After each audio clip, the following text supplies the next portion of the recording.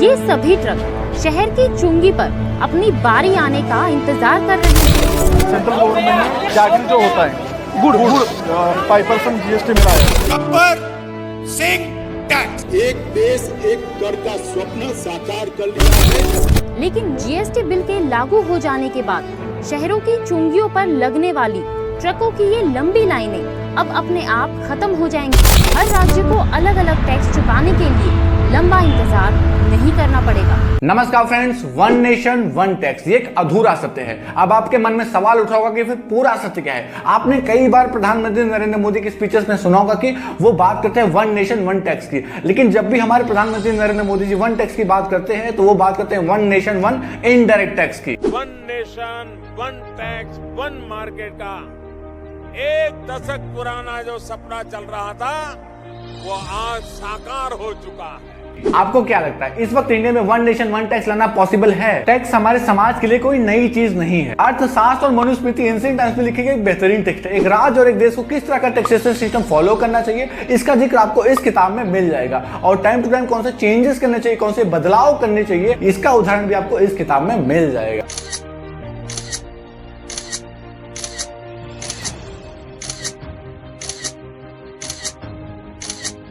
Ancient times में राजा अपनी प्रजा से कर वसूलता था ताकि वो अपनी एडमिनिस्ट्रेशन को फाइनेंस कर सके और जनता की बेसिक नीड्स को पूरा कर सके। इससे दो बातें होती थी। पहली, राजा की छवि प्रजा के सामने बहुत ही अच्छी बनी रहती थी, और दूसरी, बेटर एडमिनिस्ट्रेशन होने के कारण राजा अपनी टेरिटरी को प्रोटेक्ट कर पाता था, जिससे उस राज्य में अमन शांति बनी रहती थी। एक और मुगलों की आंधी, दूसरी ओर मुट्ठी भर मराठा।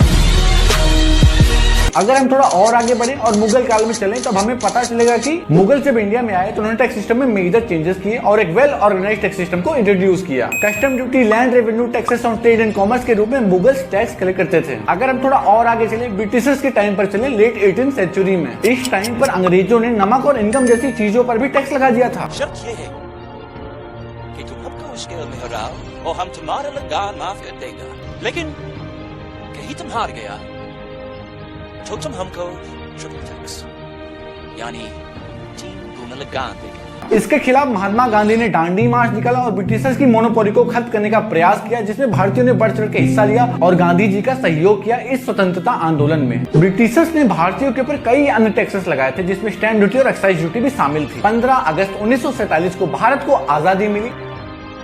ऐसे में हमें एक नया देश बनाना था। हमें ब्रिटिशर्स छोड़ के जा चुके थे।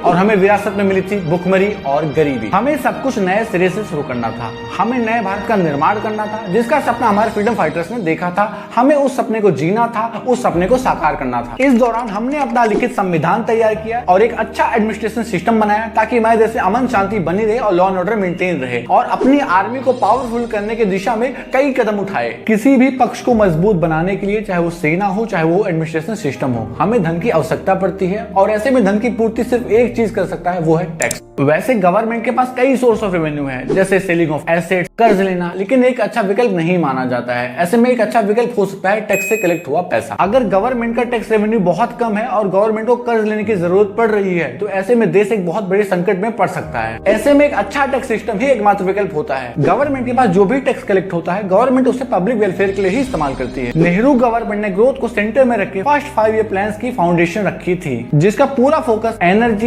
इरिगेशन, एग्रीकल्चर सेक्टर को बढ़ावा देना था। देश की लिटरेसी रेट बढ़े, देश का हर युवा दुनिया के साथ कदम से कदम मिला के चले, इसलिए नेहरू गवर्नमेंट ने आईआईटी और आईआईएम की स्थापना की। आज मैं माँ का हाथ नहीं बटा पाऊंगी, बापू का खाना भी नहीं ले जा पाऊंगी, क्योंकि मेरी जिद है आज से मैं स्कूल जाऊंगी, पर स्कूल है कहाँ? नेहरू गवर्नमेंट की लीडरशिप में उस समय के फाइनेंस मिनिस्टर ने प्रोग्रेसिव टैक्स सिस्टम को इंट्रोड्यूस किया। प्रोग्रेसिव टैक्स सिस्टम की खास बात है, individuals will only pay tax on their income according to their paying capacity, और आपकी जैसे जैसे इनकम बढ़ेगी वैसे टैक्स रेट्स भी बढ़ेंगे। इसके पहले प्रीवियस टैक्स सिस्टम में क्या क्या प्रॉब्लम्स थी, उस पर डिस्कशन करें। हम आपको बता देते हैं कि टैक्स दो प्रकार के होते हैं, ओरिजिन बेस्ड टैक्स सिस्टम और destination based tax system. Origin based tax system में जिस राज्य ने प्रोडक्ट की मैन्युफैक्चरिंग की है, उसी राज्य को टैक्स मिलेगा, और इसके विपरीत डेस्टिनेशन बेस्ड टैक्स सिस्टम में जिस राज्य राज्य ने प्रोडक्ट की मैन्युफैक्चरिंग की है उसको नहीं मिलेगा, बल्कि जिस राज्य ने उस प्रोडक्ट को कंज्यूम किया है उस राज्य को टैक्स मिलेगा। ये फर्क है। आओ एक उदाहरण से ओरिजिन बेस्ड टैक्स सिस्टम को समझते हैं। सपोज ए और बी महाराष्ट्र और गुजरात से हैं और वो प्रोडक्ट की मैन्युफैक्चरिंग गुजरात और महाराष्ट्र में करते हैं और वो बिहार में और यूपी में उसकी सेल करते हैं। ऐसे में क्या होगा कि जो टैक्स का पैसा है वो गुजरात और महाराष्ट्र को मिलेगा, यानी ए और बी को मिलेगा। ऐसा इसलिए क्योंकि वो ओरिजिन बेस्ड टैक्स सिस्टम को फॉलो करते हैं। इस प्रॉब्लम को गवर्नमेंट ने टैकल किया और डेस्टिनेशन बेस्ड टैक्स सिस्टम को इंट्रोड्यूस किया। डेस्टिनेशन बेस्ड टैक्स सिस्टम में प्रोडक्ट की मैन्युफैक्चरिंग चाहे जिस राज्य में हो, जिस राज्य में उसका कंजम्पशन होगा, जिस राज्य में उसकी सेल होगी, उसी राज्य को टैक्स का पैसा मिलेगा। इसका सबसे बड़ा फायदा उन राज्यों को होगा जो अभी डेवलपिंग फेज में है। मैन्युफैक्चरिंग स्टेट्स इस बात को लेकर नाराज हो गए कि अब जिस राज्य में प्रोडक्ट की सेल होगी उसी राज्य को टैक्स का पैसा मिलेगा, इससे हमारा विकास रुक जाएगा। बिल्कुल ऐसा नहीं है, क्योंकि जिन राज्य में प्रोडक्ट की मैन्युफैक्चरिंग होती है वो ऑलरेडी डेवलप्ड है, उनके पास रोजगार है, उद्योग है, उनके पास सब कुछ अवेलेबल है जो बिहार और यूपी जैसे स्टेट्स के पास अवेलेबल नहीं है। डेस्टिनेशन बेस्ड टैक्स सिस्टम लागू होने से पिछड़े राज्यों को भी बराबर का मौका मिलेगा विकास करने के लिए। प्रीवियस टैक्स सिस्टम में और क्या क्या प्रॉब्लम्स थी जिनको भी टैकल करना बाकी था, जिनको भी एड्रेस करना बाकी था, आइए उन पर नजर डालते हैं। Tax on tax, double tax, tax की चोरी, इनपुट क्रेडिट ना मिलना जैसी कई अन्य समस्याएं गवर्नमेंट के सामने आ रही थी। गवर्नमेंट इन सभी समस्याओं को इससे पहले टैकल करे, गवर्नमेंट के सामने एक और समस्या आ पड़ी, टैक्स को कैसे कलेक्ट करेंगे और कैसे डिस्ट्रीब्यूट करेंगे इंटर स्टेट लेवल पर। इन सभी प्रॉब्लम्स को टैकल करने के लिए हमें जीएसटी और प्रीवियस टैक्स सिस्टम को समझना पड़ेगा। जीएसटी एक comprehensive multi stage destination based tax system है। चाहे आप किसी भी राज्य के हो, किसी भी यूनियन टेरिटरी के हो, आपको सीजीएसटी के रूप में कुछ हिस्सा केंद्र सरकार को देना पड़ेगा और ये चीज अप्लाई होती है इंटर स्टेट लेवल पर भी। सीजीएसटी का पैसा सेंट्रल गवर्नमेंट कलेक्ट करती है जब आप प्रोडक्ट को परचेज करते हो। एसजीएसटी का पैसा स्टेट गवर्नमेंट कलेक्ट करती है जब आप प्रोडक्ट को परचेज करते हो। यूटीजीएसटी का पैसा यूनियन टेरिटरी कलेक्ट करती है जब आप प्रोडक्ट को परचेज करते हो। आईजीएसटी का पैसा जिस राज्य में प्रोडक्ट की सेल हुई है वो स्टेट कलेक्ट करता है जब आप प्रोडक्ट को परचेज करते हो। जीएसटी डिवाइड है 5 स्लैब्स में, 0%, 5%, 12%, 18% और 28%। 0% में वो चीजें आती हैं जो चीजें एग्जेम्प्टेड होती हैं या तो उन पर 0% टैक्स लगता है। 5% में वो चीजें आती हैं जो अफोर्डेबल होती हैं और बेसिक नीड्स को पूरा करती हैं। 12% जीएसटी प्रोसेस्ड फूड और मिडिल रेंज आइटम्स पर लगता है। हाई रेंज कैटेगरी और लग्जरी आइटम्स पर 28 और 18% जीएसटी लगता है। गवर्नमेंट ने प्रीवियस टैक्स सिस्टम में जो प्रॉब्लम्स थी उनको कुछ इस प्रकार से टैकल किया। ये जो destination based integrated goods and service tax है, सेंट्रल गवर्नमेंट से इंटर स्टेट लेवल पर आईजीएसटी के रूप में डेस्टिनेशन स्टेट और मैन्युफैक्चरिंग स्टेट से पैसा कलेक्ट करती है टैक्स का, और उसे 2 पार्ट्स में डिवाइड करती है। टैक्स का हाफ पोर्शन सेंट्रल गवर्नमेंट अपने पास रख लेती है और हाफ पोर्शन स्टेट को देती है जिस स्टेट में उस प्रोडक्ट की सेल हुई होती है, यानी डेस्टिनेशन स्टेट। और इस तरह आईजीएसटी ने इंटर स्टेट लेवल पर एक बहुत बड़ी प्रॉब्लम सॉल्व कर दी थी। और जो दूसरी सबसे बड़ी प्रॉब्लम थी वो थी tax on tax, single point tax और कैस्केडिंग इफेक्ट की। और जो तीसरी सबसे बड़ी प्रॉब्लम थी वो थी डबल टैक्स की। दुगना लगान तो आप लोगों को देना ही पड़ेगा।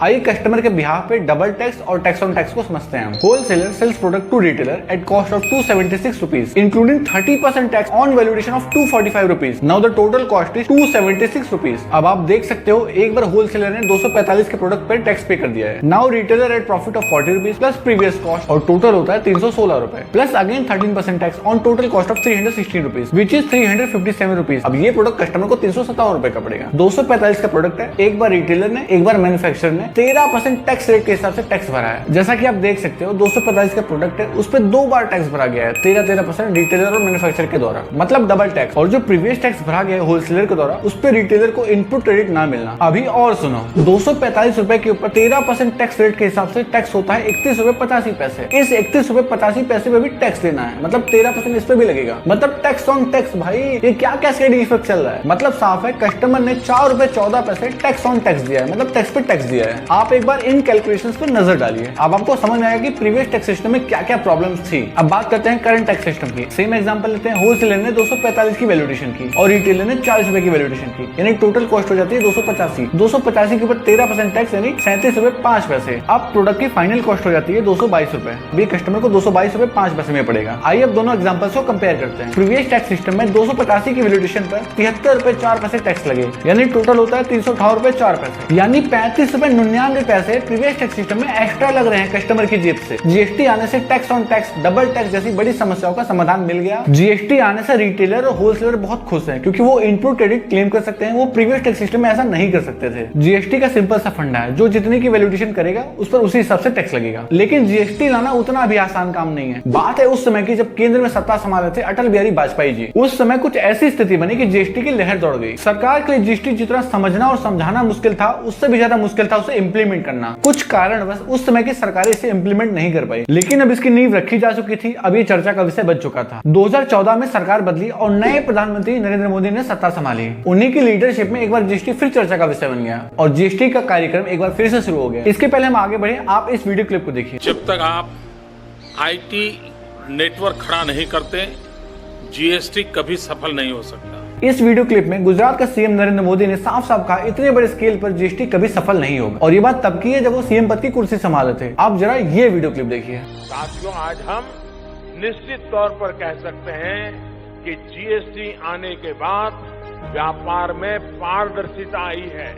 इस वीडियो क्लिप में प्रधानमंत्री नरेंद्र मोदी जीएसटी की ट्रांसपेरेंसी की बात कर रहे हैं और जीएसटी के बेनिफिट्स की बात कर रहे हैं, और उन्होंने अपनी स्पीच में ये एड्रेस किया कि जीएसटी आने से व्यापार में पारदर्शिता आई और व्यापार बढ़ा है। और हम सब इस बात से एग्री करते हैं कि जीएसटी आने से ट्रांसपेरेंसी आई और टैक्स कलेक्शन बढ़ा है। अब आप सोच रहे होंगे कि प्रधानमंत्री नरेंद्र मोदी इसके खिलाफ थे पहले, अब इसके फेवर में, लेकिन ऐसा क्यों? ऐसा इसलिए कि पीएम के कंधों पर देश की जिम्मेदारी होती है और एक पीएम का दायित्व तो बनता है कि वो जो भी निर्णय ले अपने देश के हित में ले। लेकिन जब वहीं आप सीएम होते हो तो आप सिर्फ राज्य के पॉइंट ऑफ व्यू से सोचते हो कि राज्य के लिए क्या सही रहेगा, देश गए भाड़ में। यूं ही नहीं कोई देश का प्रधानमंत्री बन जाता है, यूं ही नहीं कोई देश का प्रधानमंत्री बन जाता है। अपने कंधों पर जिम्मेदारियों का बोझ उठाना पड़ता है, अपने कंधों पर जिम्मेदारियों का बोझ उठाना पड़ता है, तिनका तिनका बटोरना पड़ता है और देश के हित में लगाना पड़ता है। ऐसा ही बयान प्रधानमंत्री नरेंद्र मोदी ने पहले आधार को लेकर दिया था। देश की जनता को जवाब दो, आपकी इस आधार कार्ड की योजना देश के लाखों करोड़ों रुपए डूब गए। लौटते हैं जीएसटी के इम्प्लीमेंटेशन पर। जीएसटी लागू करने के लिए केंद्र सरकार को 3 स्टेजेस से गुजरना था, लोकसभा, राज्यसभा और स्टेट्स। ये बिल तभी लागू हुआ जब लोकसभा और राज्यसभा की 2/3 मेजोरिटी जीएसटी के पक्ष में होगी और 50% राज्य जीएसटी को सपोर्ट करें। लोकसभा में केंद्र की बहुमत होने के कारण 2/3 मेजोरिटी जीएसटी के पक्ष में थी, फेवर में थी। लेकिन जो सबसे बड़ा चैलेंज था वो था राज्यसभा में। राज्यसभा में अन्य पार्टियों की बहुमत थी, ऐसे में फैसला जीएसटी के फेवर में आएगा कुछ कहा नहीं जा सकता था। अपोनेंट जीएसटी का विरोध कर रही थी। केंद्र सरकार के प्रयास, अन्य पार्टियों की सहमति और कुछ चेंजेस के साथ जीएसटी ने तीसरा पड़ाव भी पार कर लिया और इतने बड़े स्केल पर जीएसटी लागू हो गया। टैक्स गवर्नमेंट के लिए कुबेर का खजाना है, लेकिन क्या आपने कभी सोचा है कि इस कुबेर के खजाने में पैसा आता कहां से है? इस कुबेर के खजाने में पैसा आता है डायरेक्ट टैक्स से, इनडायरेक्ट टैक्स से और पेट्रोल और अल्कोहल से, और इसमें सबसे बड़ा पोर्शन डायरेक्ट टैक्स से कलेक्ट होता है। तो अब आप ही बताइए कि गवर्नमेंट को जहां से सबसे ज्यादा टैक्स कलेक्ट होता है, क्या उस चीज पे गवर्नमेंट कभी लिमिट लगाएगी? वो जीएसटी में लेके आएगी ताकि वहां से वो लिमिट लग जाए और पैसा आना कम हो जाए। Is there any possibility government will put limit on their income? किसी भी देश को, किसी भी राज्य को फंक्शन करने के लिए 3 चीजों की बहुत ज्यादा आवश्यकता होती है। पहला धन, धन, धन। पहला धन आता है टैक्सेस से, दूसरा आता है बोरोइंग से और तीसरा आता है सेलिंग ऑफ एसेट्स से।